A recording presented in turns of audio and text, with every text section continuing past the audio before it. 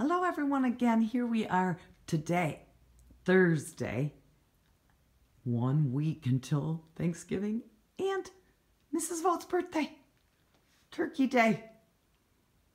Are you calling Mrs. Vote a turkey? Did you call Mrs. Vote a turkey? Here's Letterland, all the way down and back, right? There's all our letter zoo pet friends. And right over here tells us that the letter of the week this week is starring the letter J. Jerry Jellyfish. We kind of met Jerry Jellyfish yesterday on the video. Those cards got mixed up in with the other ones. There's Jerry Jellyfish. Like J for Joey. Joey, yeah, that's your letter, isn't it? The most important capital letter J. They're most important letters for names. Jerry Jellyfish, Jesus. God's son was born on Christmas Day. We're going to be talking about his birthday after Mrs. Vote's birthday. Jesus, the Son of God, begins with J. Oh, it's a very, very special letter, J. J is in words like jam, Jeep, Jaguar. See that cat with the special spots? That's a jaguar. And a J for jug. Put juice or milk in a jug, don't you? What else do we see? Jet. A jet airplane goes really fast in the sky and leaves those lines across the sky. You've seen a jet in the sky, I bet. Jerry Jellyfish, jet. Jam and jelly. Yeah, jam and jelly. So this week's letter is J for you big kids. J says J like Jerry Jellyfish. Jerry Jellyfish is a very special kind of fish or animal in the ocean. When you get back, I'll show you a poster. We'll learn about real jellyfish. And I'll show you the motion for Jerry Jellyfish. You hold your hands way up in the air. Do you remember, big kids? And you go down, wiggle down like you're going in the ocean. Jerry Jellyfish, ja. Jerry Jellyfish, ja. When we come back to school, Jerry Jellyfish will have a letter expert. And there's the letter expert envelope all ready for that person to take home for their homework. And we will enter it in the letter expert book. Very important book with all the good work. And you know what's under the zookeeper's hat. Is Jerry Jellyfish under there? Well, first, let's look at Jerry Jellyfish in Zeke the Zebra's book. There's Jerry Jellyfish. Zeke the Zebra is teaching us about all the zoo pets at the zoo. Jerry Jellyfish. Wait a minute. That Jerry Jellyfish in the ocean is wearing tennis shoes? Oh my goodness. Jerry Jellyfish jigs and jogs. Jigs and jogs with tennis shoes on? Well, that is crazy. Well, you know, boys and girls, anything can happen in books. That's why books are so fun. Because so many different things can happen in books and we use our imagination. Any inchworm imagination. A jellyfish is not like an octopus. Some of you might think that looks like an octopus. When we get to Olive Octopus, we'll talk about how they're different than jellyfish. Okay? But he's jigging and jogging. And Jerry Jellyfish has a special game. When we get back to school, we'll play the game for Jerry Jellyfish, okay? It's all about jumping and jogging. So get lots of rest when you come back. We're going to be doing some jogging and jumping. Should we see Jerry Jellyfish? Let's look under the hat. Jerry Jellyfish is beautiful. Oh, come on out. Do you see those legs hanging down? Come on out. Come on out, you beautiful creature. You see the eye? Here she comes, Jerry Jellyfish. Oh, I wish you could see her in person and feel her. She's very soft. And she goes jiggle, jiggle, jiggle, jiggle down the ocean when she swims. Down. Jerry Jellyfish. She is so sweet and soft. Who will be the expert to take care of her? Because I can't take care of all these zoo pets. So we have students in the afternoon class in charge. There's Fonzie's board. Alfonso is in charge of Allie Alligator, letter A. Who will be in charge of beautiful Jerry Jellyfish? We'll see when you come back. I'll tell you, it will be a surprise. I can't wait till we get back together. It's much more fun when all of you kids are here with me. It's awful quiet today. Jerry Jellyfish, Let's go over here and I'll find Jerry Jellyfish. There's my tubs. Let's grab the tub for Jay. There it is. Should we see what's in Jerry Jellyfish J tub? Before we have a story today. We'll set it right here. Jerry Jellyfish J. Do you know if you sing the ABC song, we can stop at J. Let's see if we can find it. A, B, C, D, E, F, G, H, I, J. There it is, J. Ooh, jelly beans, yummy. Jelly beans are candy. Sometimes the Easter Bunny brings jelly beans in our baskets. Lots of yummy jelly beans in that jar. A jar of jelly beans. There's Millie for Millie Delgado. Dear. Who will be the expert to take care of Jerry Jellyfish right here? There's any inchworm. William. We need someone. We're starting the next row, aren't we? Here we come back. These boxes are empty because we haven't had that letter of the week yet. We're right here. J.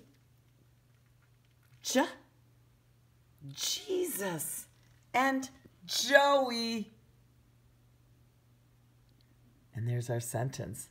Jerry, Jellyfish, Jigs, and Jogs. Somebody's going to be on that board soon.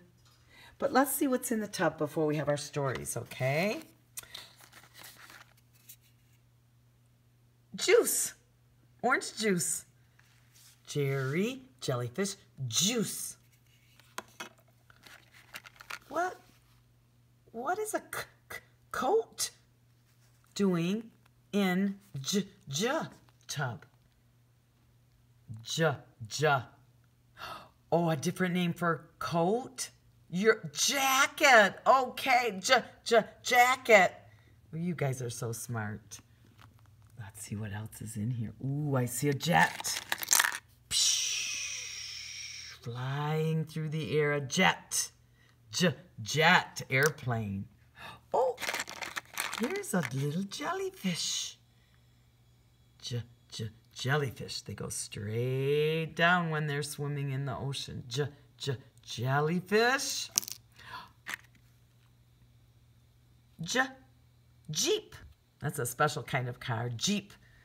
And when you're in the soldier, you might drive in a Jeep. They're really good for driving rough places. Jeep. Oh, this is a fun little thing. It's called jacks. It's part of a game with a bouncy ball. And you need these special little star toys called jacks. This is the week Mrs. Vogt will get out my Jack in the Box. Remember that? That pops out of the box. Let's make the big J for Jesus and Joey. Let's make it red. Sometimes there's a top on the J, sometimes there isn't. It's kind of interesting. You can make it a different way. We're making it red, and we'll make the little J. Here I am. Blue. There, that's the J tub. You can look at it and sort through it and touch it when you come back to school. There's Jerry Jellyfish waiting for you guys to come and touch her and waiting for the expert. I know, Jerry, don't be sad. We are coming back to school soon. And all that noisy kids will be back.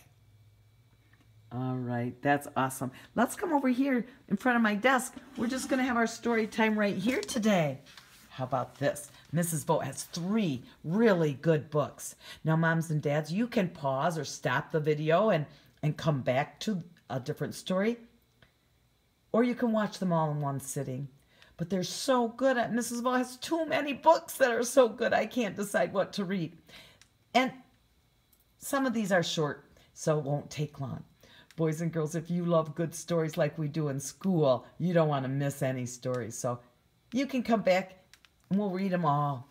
But stay with me right now because you'll want to read this one. This is called, and we'll come back and I'll keep reading the other books too. We're going to start with, Where is Turkey Lurking? Is that an Indian boy or a Pilgrim boy? Yeah, that's a Pilgrim boy. He's not wearing deerskin. He's wearing cloth clothes from the old world. And he's looking for a turkey. Uh-oh. Turkey Day is coming. The feast day is coming with the Indians and the Pilgrims are getting ready. Wait, what did you say? You see, there's the turkey he's looking for. He's hiding. That little Pilgrim boy doesn't know that old gobbler is in the basket. Don't say gobble gobble. Mr. Turkey, run away, run away. He dumped out the apples and he's hiding in the basket. Well, this is a fun book because we have to find where Turkey is lurking. That means lurking means like, where is he hiding? Where is he? He's around, lurking around somewhere, kind of like sneaking around. He sure is sneaking on the cover. Stephanie St. Pierre wrote this story, and her friend Laura Rader did the pictures for her. She wrote the cute words. Stephanie did. Hey, we know a Stephanie, don't we? Stephanie, there's your name. Where is Turkey Lurking? By the cornucopia. There's some Indian corn and pumpkins. Apples. Yummy. All right. Let's see what the story tells us. Where is Turkey lurking? The Pilgrim wants to know. Is he hiding? He says, don't eat me. Eat ham.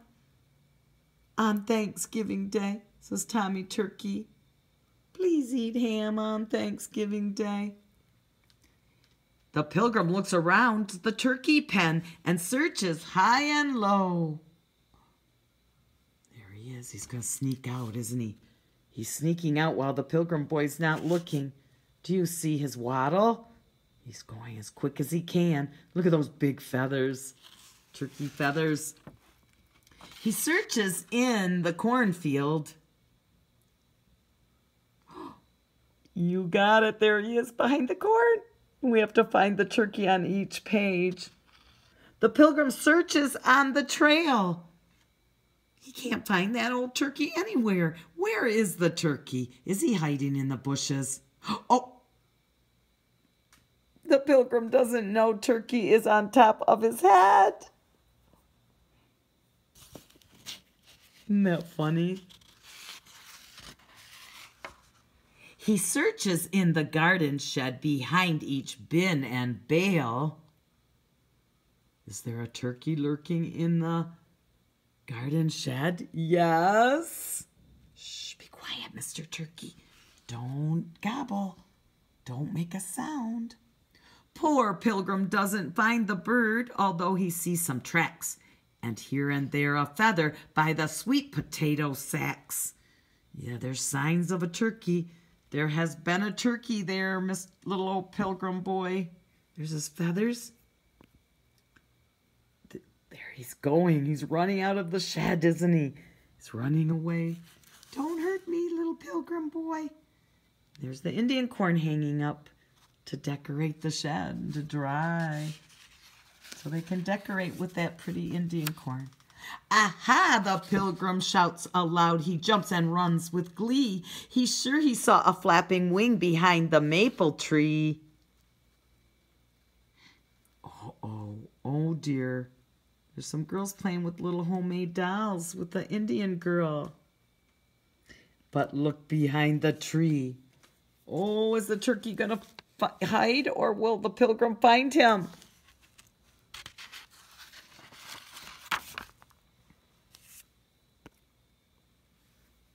Uh-oh, no turkey here at all. Just guess who will come to the feast. The Pilgrim asks if they have seen the feather-covered beast. The Pilgrim thought those feathers were the turkey in his headband. He's an important Indian because he has lots of feathers. He's up in the tree, isn't he? And the Pilgrim sang, Indian friends, have you seen that turkey that he got out of my gate? I'll find him yet, the Pilgrim vows. He stops to rest and think. A turkey call, that's just the thing. I'll call him in a wink. Well, he's going to start gobbling like a turkey. And the turkey better go away. Do you see him behind the tree? Now the Pilgrim hides himself beneath the feasting table. Gobble, gobble, he calls out as loud as he is able. Gobble, gobble, gobble, gobble. Is the turkey coming nearer? There's the big feast table where the Indians and Pilgrims will have their food and party. And he's calling the turkey in. Gobble, gobble, says the little boy. Gobble, gobble. He's calling. There's an Indian mommy and her baby and her papoose. Remember the Indian word papoose? They're going to come to the feast on the very, very first Thanksgiving Day. And as the Pilgrim gobbles, why, that turkey does appear. For now he knows the Pilgrim's plan and has no need to fear. Do you think that Pilgrim was going to shoot the turkey? No. He didn't want to hurt that turkey pet. That's his pet turkey.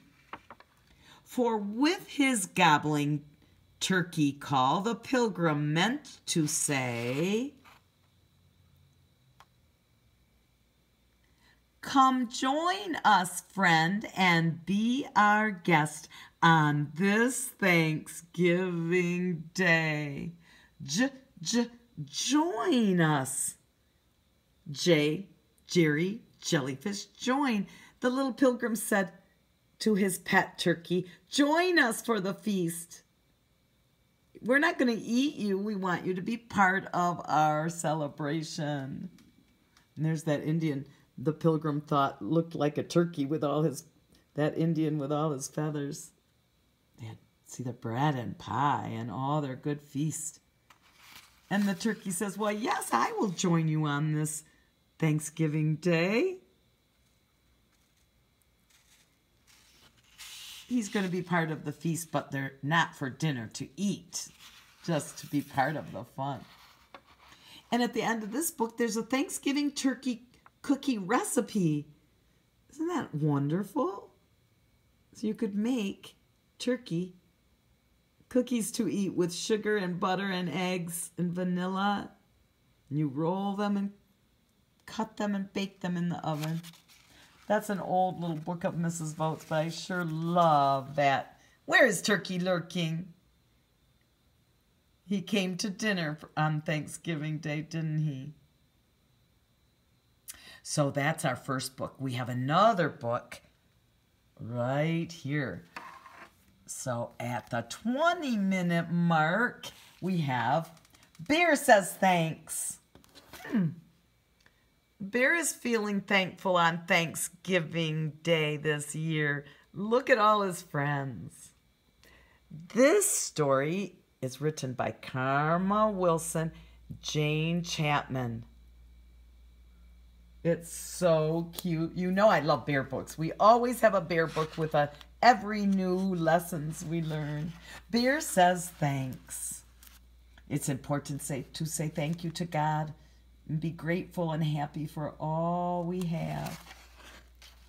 So Thanksgiving time is a time for us to remember. Brr, look, it's fall in the picture, isn't it? It's getting colder, and there's Bear sleeping in his den. Look at those big feet. Is he getting ready to hibernate? Winter is coming.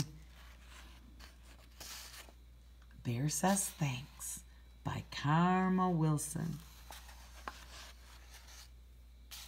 All alone in his cave, Bear listens to the wind. He is bored, and he misses his friends.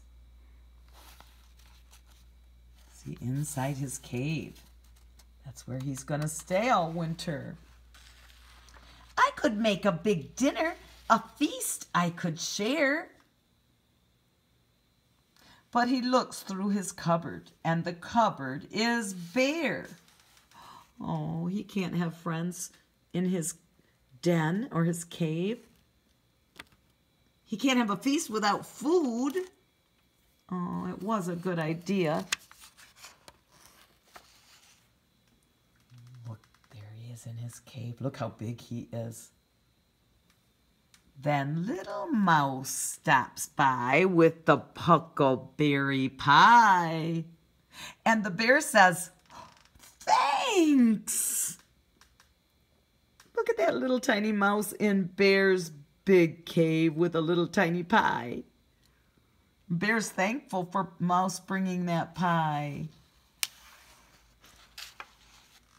Bear says, goodness me, a delectable pie? Thank you, Mouse. But, Mouse, I have made nothing, he says with a sigh. Poor Bear says, I don't have anything to share with you. Do you think Mouse will mind? They can share the pie. There's Big Bear stretched out. Then they hear hi-ho, and they both see Hare with a big batch of muffins at the door of the lair. Hi-ho, friends. Look at Rabbit join them in the cave with muffins. So we have a pie from Mouse, and we have muffins from the Hare, the big rabbit. There's Big Bear.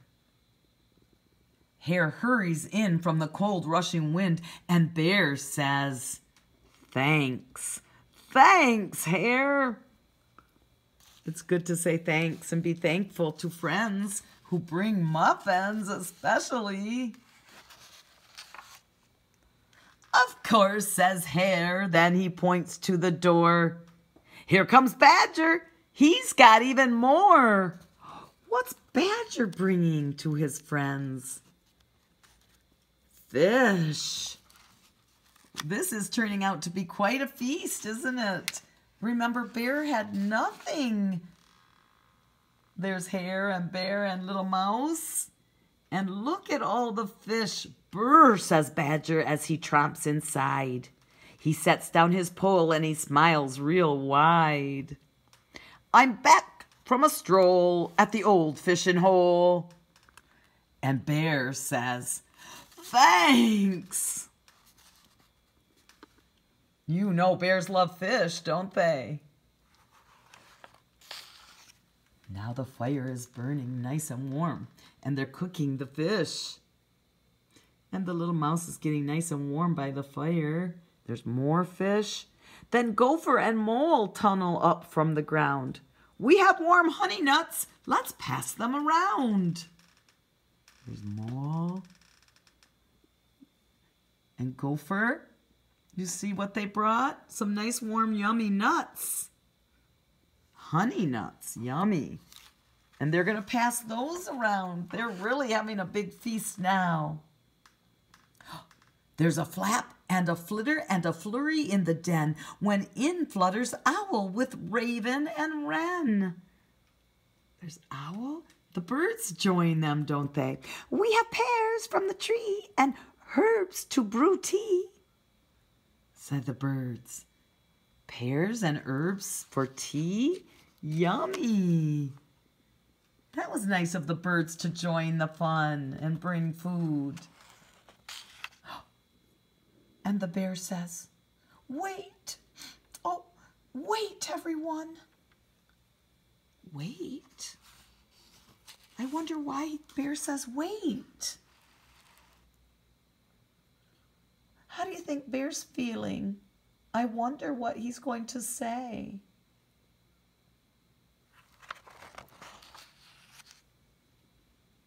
Bear mutters and he stutters and he wears a big frown.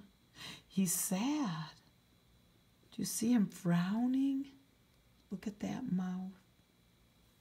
Bear sighs and he moans and he plops himself down.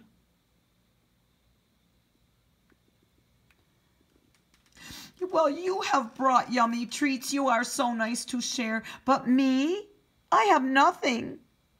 My cupboard is bare. Remember, like the trees are bare, there's no leaves on the trees. The shelf is bare, it's empty. Bear feels bad.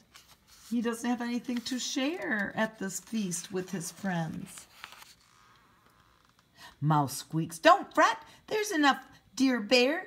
You don't need any food. You have stories to share. Mouse says, you can share the stories. We'll bring the food, he's telling Big Old Bear. His friends hug him tight. It will be all right. And the bear says, thanks. Thanks, friends, for coming and bringing all the delicious food. Bear feels happy about his friends. It's important to be kind and loving, and that makes people so happy. That's something very much to be thankful for. They lay out their feast on a quilt on the ground, and the bear takes a seat while his friends gather round. Oh, they're going to have the feast on a blanket like a picnic inside the cave because it's cold and windy and blowing on this Thanksgiving fall day. In a cave in a woods, in a warm, bright lair, the friends feel grateful for their good friend Bear. They're thankful for Bear, aren't they? They love their friend Bear, and they say thank you to Bear for being our friend. They pass around platters, they tweet and they chatter. They're talking and enjoying each other. And they all say thanks. They all say thanks. Thanks to Bear and thanks to each other and thanks to God. Thank you, God, for the friends and the food and the fun together. It's important to say thanks. Happy Thanksgiving, everyone. It's almost here. Don't forget always and every day to say thanks. So that is the end of Bear Says Thanks. And there's one more story almost at the 30-minute mark. If you want to stop and see this story later or keep listening, there's good stories from Mrs. Vogt, aren't there? This one's called This First Thanksgiving Day. It's a counting book, so it's very fun to count. A counting story And I see an Indian and a pilgrim hiding. Do you think they're friends? And a turkey. You're right. There's a turkey running. Run away, Mr. Turkey. Turkey days are fun. I love November. Let's open up this book and see the first Thanksgiving Day. Boys and girls, we know the story of the first Thanksgiving Day. It's very fun to see Thanksgiving stories in so many different ways. What is that little pilgrim girl doing? Yes, she's praying to God with her eyes closed so she can really think about God. She's going to pray and give thanks. This story is by Laura Krauss Malmed. Illustrated. That means the pictures were painted and drawn by Mark Boyner. And he does beautiful work. Beautiful pictures. One dressed in linen, sitting in a tree, dreaming of the tall, strong ship on which he crossed the sea. There's one pilgrim. He's dreaming about that long ride he had in his ship. Here's two Indians dressed in deerskin gathering nuts below, giggling as they tiptoe by, too shy to say hello. There's a little pilgrim boy sleeping in the tree. But they're too shy. They don't want to say hello. They've never seen people like this until the ship came with the pilgrims. They only know people that look like them with darker skin and dark hair. Look at their deerskin clothes. And there's their basket with nuts. 3 in the garden pulling up some roots. Turnips for the pottage pot and parsnips for the soup. There's the 3 pilgrims. 1, 2, 3. They're picking food from the garden before snow comes. They're harvesting. And they'll have their feast with the Indians. 3 in the garden. 3. There's a chicken and another chicken, daddy chicken. See the pilgrim home in the side the fence? They built their homes from the wood, from trees in the woods. 1, 2, 3, 4 helping father catch fish in the bay, some to dry for wintertime and some to eat today. They're fishing. And remember, we said Indian children and grown-up children, Indian men and women, the men fished with spears, didn't they? Not fishing poles. Sometimes they even learned to catch with their hands. Isn't that amazing? He's proud of that one he caught. 1, 2, 3, 4 Indians fishing. They're all working and gathering food for the feast. Look at these beautiful pictures. Fat old 5. 5 in the forest, searching as they roam, finding sticks to light the fire that keeps them warm at home. These children are working to gather sticks for the fire. 1, 2, 3 in the forest. 4, 5. They're going to make a fire to stay warm. 5.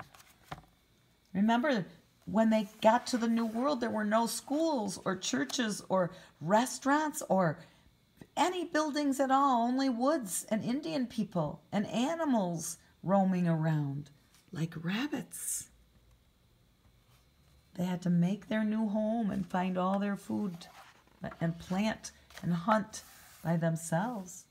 Oh, how many little Indians do we see? 1, 2, 3, with their deerskin clothes. 4,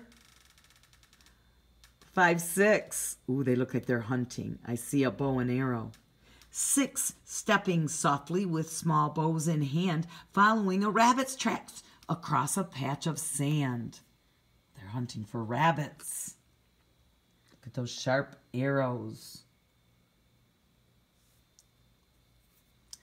What comes after 6? 5, 6, 7, right? 7, fetching water, run with pails to fill, then walk home with careful steps, so not to drop a spill. They have to go down with big buckets to get the water. 1, 2, 3, 4, 5, 6, 7. That bucket is heavy, filled with water. They did not have sinks and faucets like we do where the water comes out of the pipes. And look who's hiding behind the tree. Big buck. Boy, I bet some daddies and mommies might like to shoot that big buck. And there's a rabbit too. They're hiding. They're kind of scared of the Pilgrim people. 8 on the sandbar, working in a crew, digging for some tasty clams to make a steaming stew. Everybody's gathering all the food and getting ready for the feast. Everybody's helping. They have their deerskin flaps on. It must be a hot day.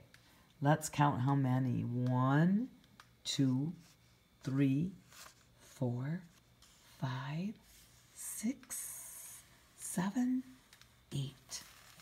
And there's their big ship just empty out there. They had to park it out there in the water, but nobody's on it. They're all at the shore now, living in homes. 9 in the cornfield, bringing in the maize, sowed with care as Squanto taught last spring on planting days. Remember, Squanto the Indian told them and showed them how to plant the corn? Maize is another name for corn. It's the Indian word for corn, maize. Can you see those little Indians hiding in the corn? They're picking the corn off. They're harvesting it before snow comes, pulling the corn on the cob off the tall plants. Corn grows taller than people, doesn't it? There are 9 little children. Let's see if we can count them. 1, 2, 3, 4. He's got a basket full. 4, 5, 6, 7, 8, 9. Takes a lot of children to pick the corn. They sure did harvest and grow a lot of corn that year.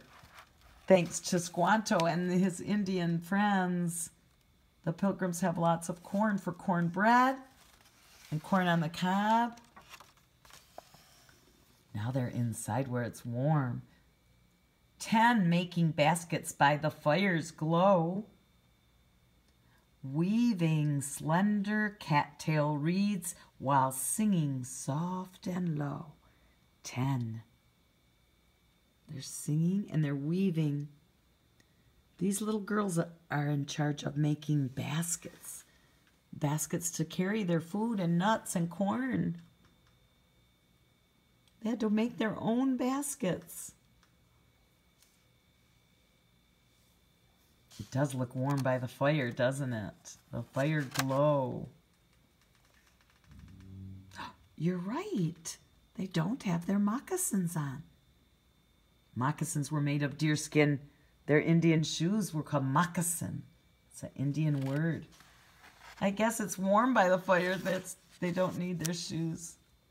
11 rejoicing in the autumn sun, laughing, shouting, playing tag. Their chores at last are all done. Playtime, recess time. When their work gets done, they're chasing and playing tag. Do you think they're playing hide and seek? Or maybe they're playing turkey roundup and they're trying to chase all the turkeys and catch the turkeys. There's one right there trying to get away. Pilgrim and Indian children love to play, just like you guys today. This was long, long ago, wasn't it? Long ago. 12 tables groaning beneath a harvest spread. Wampanoag and Pilgrim friends together will break bread. They had lots of tables. Many, many Indians and Pilgrims ate together and broke bread and shared food together. Eating corn on the cob, squash and pumpkins, and lots of fish and turkey, deer meat. There's the little girl. You think she's done eating? She looks happy, doesn't she? There's a rabbit. There's some daddies and mommies, Indians and Pilgrims. Lots of people eating. I'm sure they said a prayer of thanks. They were joined under one sky with one prayer to say, a prayer of thanks for all they have this first Thanksgiving Day. You can imagine how happy and thankful they were because they were alive in a new world, a new land, and they had friends to help them. God is good. He helped them grow their food and gave them friends. The end. It's good to be thankful. There's that little turkey. He says, I'm thankful I did not get eaten. Gobble, gobble. Goodbye, everybody, today. See you again tomorrow. Thank you for watching and listening to the stories and our good books that we have at school. I'm so glad we can still be together. Even if we can't come in person to school, we can still be together this way. Have a good rest of your day. Keep working on your little worksheets and things that I sent home since we can't be together at school. And draw some fun pictures at home for Thanksgiving Day. See you soon. See you soon, raccoon.